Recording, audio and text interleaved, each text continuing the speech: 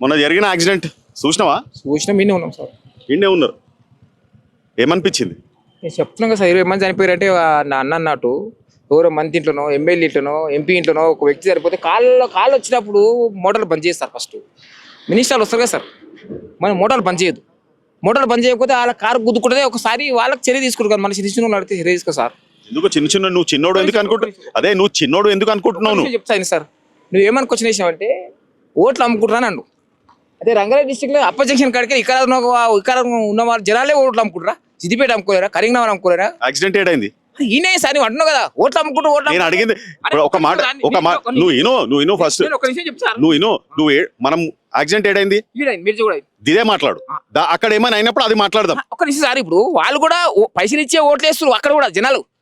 ఒక నిమిషం ఇన్నిసార్లు మాది కూడా ఇనాలే బాధ అర్థం చేసుకున్నావు. నువ్వు ఇక్కడ బాధ మాట్లాడు, నువ్వు ఇక్కడ బాధ మాట్లాడు, ఇక్కడ బాధ మాట్లాడిన తర్వాత అది మాట్లాడు. నువ్వు మళ్ళీ జనాలు ఏం క్వశ్చన్ వేసినావు అంటే పైసలు తీసుకుని ఓటేస్తున్నా అంటూ. లేదా ఓటేస్తలేరా? నిమిషం నేను కూడా చెప్తున్నా సార్, నువ్వు అడిగిన దాని క్వశ్చన్ అడుగుతున్నా. రంగారెడ్డి డిస్ట్రిక్ట్ అపోజిషన్ కాడికి రాకున్న జనాలే పైసలు తీసుకుని ఓట్లేస్తురా? నేను అది అనలేదు కదా. మంత్రులంతా పైసలు ఇస్తలేరా? నేను అదంటలేను. నేను ఇక్కడ సంగతి మాట్లాడుతున్నప్పుడు ఇక్కడ అరే అది కూడా వస్తుంది సార్. ఇండియాలో మొత్తం ఉంది. ఇండియా కానీ అనేది మన తెలంగాణ మంత్రులు ఉన్నారు కదా. తెలంగాణ నువ్వు రంగారెడ్డి మాట్లాడు సార్. నువ్వు రంగారెడ్డి సిద్దిపేట మాట్లాడుతుంటే నేను ఇండియా మాట్లాడతా. నేను అట్లా సార్, నేను సిద్దిపేట మాట్లాడితే పైసలు తీసుకుని ఓట్లేస్తురా? ఎవరు చెప్పారు అది? నువ్వు అన్నావు సార్ పైసలు తీసుకోవద్దని అంటున్నావు. ఇదే జిల్లా వాళ్ళు అని చెప్పి వాళ్ళే ఇస్తున్నా సార్. నేను ఒక్క నిమిషం మరి ఎందుకు తీసుకుంటున్నావు? ఇద్దరు సర్పంచ్ ఆడతారు, అవతల పైసలు ఇస్తాడు, ఇతరులను తీసుకోకపోతే వాడే వచ్చి కూర్చుకుంటాడు. ఎందుకు తీసుకోవట్లేవు నా పైసలు అంటారు. నువ్వు నాకు ఏ సార్ తీసుకో అంటాడు.